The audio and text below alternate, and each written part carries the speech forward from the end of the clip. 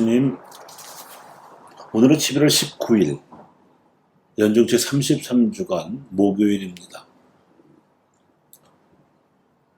소아시아의 7교회 교우들에게 권고와 당부를 마친 사도 요한은 이들 모두에게 자신이 파트모스 섬 동굴에서 본 환시를 전해주면서 신앙 교육을 시도합니다.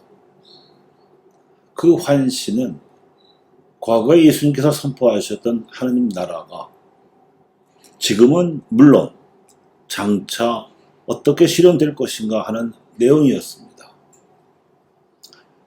이 환시에서 이 내용을 상징하는 아이콘이 하나 있으니 그것은 두루마리였습니다.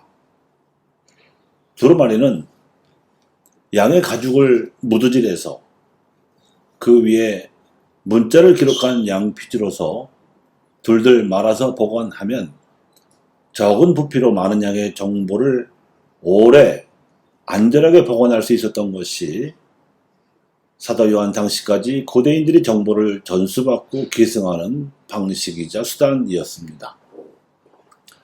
구약 성경도 이 두루마리에 적혀 보관되었고, 그래서 예수님께서 공생활을 시작하실 때 나자렛 회당에서 이사야의 예언이 기록된 두루마리를 받아 읽으셨던 것입니다. 그런데 사도 요한은 하느님의 오른손에 안팎으로 글이 적힌 두루마리 하나가 들려 있는 것을 보았다고 하면서 그 두루마리가 무려 7번이나 봉인되어 있었다고 했습니다. 아무나 뜯어볼 수 없었고 함부로 뜯어보아서도 안 된다는 뜻이겠습니다. 사도 요한은 천사 역을 하던 원로 한 사람의 추천으로 그 사람은 바로 하나님의 어린 양이신 예수님이시라고 증언하였습니다. 그분이야말로 하나님의 구원 계획이 적혀 있는 두루마리의 7봉인을 뜯고 그 내용을 만천하에 발표할 수 있는 자격을 갖추고 계셨다는 뜻입니다. 두루마리의 내용은 첫째, 예수님께서 세상에서 공적으로 벌이셨던 활동, 즉 하느님 나라를 가난하고 고통받는 이들에게 체험시키고 깨닫게 만든 사랑과 희생의 활약상이야말로 이미 하느님의 두루마리에 적혀 있었던 내용이었습니다. 비록 그로 말미암아 어린 양처럼 살해되시는 운명을 겪으셨으나 그 피로 모든 종족과 언어와 백성과 민족 가운데에서 사람들을, 특히 믿는 이들을 속량하시어 하느님께 바치셨기 때문에 속량되어 자유를 되찾은 이들이 한 나라를 이루고 사제들이 되게 하시어 온 땅을 다스릴 것이라는 내용이 둘째였습니다. 말하자면 예수님으로 말미암아 하느님 나라가 이미 시작되었고, 그리고 앞으로 마귀의 손에게서 해방된 그 나라의 일꾼들이 그 나라를 계승하여 이어나갈 것이라는 선언인 것입니다.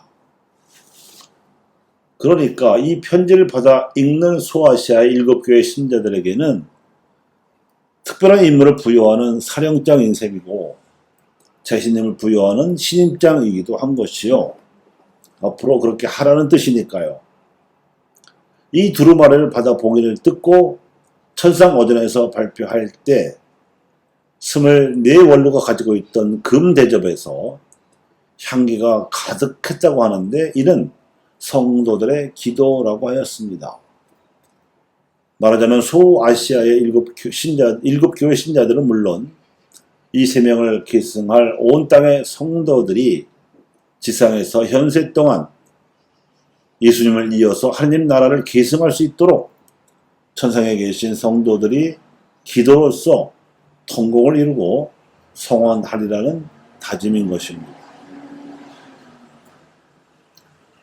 예수님 당시의 이스라엘 백성과 지도자들에게도 이런 기회가 먼저 주어졌으나 이들을 의인화하여 상징하는 예루살렘은 이 기회를 알아보지 못했을 뿐만 아니라 예수님을 살해하려고 십자가에 못 박는 죄악을 저질렀습니다. 이 슬프고 답답한 미래를 내다보신 예수님께서 당신의 운명 때문이라기보다는 예루살렘으로 상징되는 이스라엘의 운명 때문에, 그 슬픈 운명 때문에 슬피 우셨습니다. 7번이나 봉인된 두루마리는 아무나 뗄 수 없고 오직 예수 그리스도께서만 표기에 합당하셨습니다. 이는 다시 말하면 그분이 선포하신 복음 진리만이 하나님 나라의 현실을 실현시킬 수 있다는 뜻입니다. 예루살렘은 이 사실을 알지 못해서 기회를 놓쳤고 끝내 멸망당했으며 성전도 완전히 돌 하나도 남지 않고 파괴되었습니다. 그리고 그 이후 2000년이 지난 지금까지도 그 성전은 다시 세워지지 못하고 있습니다. 사도 요한은 두루마리의 7 봉인을 다 뜯고 나자 그리스도의 인호를 받고 환난을 이겨낸 14만 4천 명에 의해서 새 예루살렘이 세워지고 이곳이 새하늘과 새 땅의 중심이 되리라고 예언하였습니다. 미래에 대한 긍정적 확신이지요. 여기서 14만 4천 명은 12의 제곱이 100배 된, 다시 말해서 대단히 많은 무리라는 숫자입니다. 실제 2000년 동안 대단히 많은 무리로 불어난 가톨릭 교회의 역사는 그 구체적인 전개 과정이었으며 지구상에서 한반도에 세워진 이 땅에 교회가 겪고 있는 역사 또한 그러했습니다. 그리고 이런 점에서 최근 교황청에서 프란치스코 교황님께서 국제신학위원회의 명의로 발표하신 공동합의성 문서는 시의적절한 시사점을 던져주고 있습니다. 그 문서의 정식 명칭이 교회의 삶과 사명 안에서 공동합의성입니다.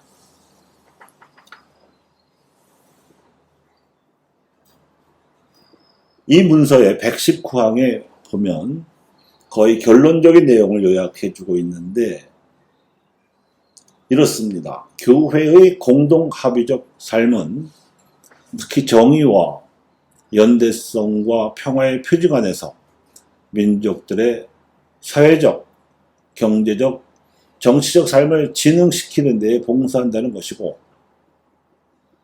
하느님께서는 그리스도 안에서 개별 인간뿐만 아니라 사람들 사이의 사회적 관계들도 구원하시는 분이므로 권위주의적이고 기술 지배적인 시류의 위험 속에서 민주주의적 참여 절차가 구조적인 위기를 맞고 그 원리들과 영감을 주는 가치들이 불신의 대상이 되는 상황에서 대화를 실천하는 것, 그리고 평화와 정의를 건설하는 공통되고 효과적인 해결책을 찾는 것은 절대적으로 우선되어야 할 일들이라는 것입니다.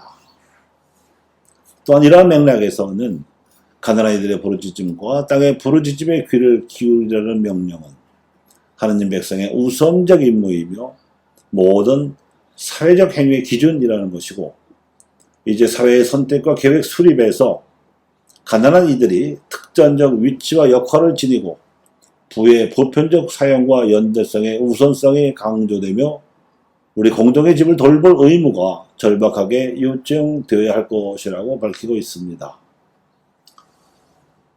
이 같은 언급을 요약하면 정치적이고 경제적이며 그리고 생태적인 차원에서도 가톨릭 교회가 세상의 빛이 될 수 있는 길을 매우 구체적으로 밝혀주고 있다고 할 것입니다.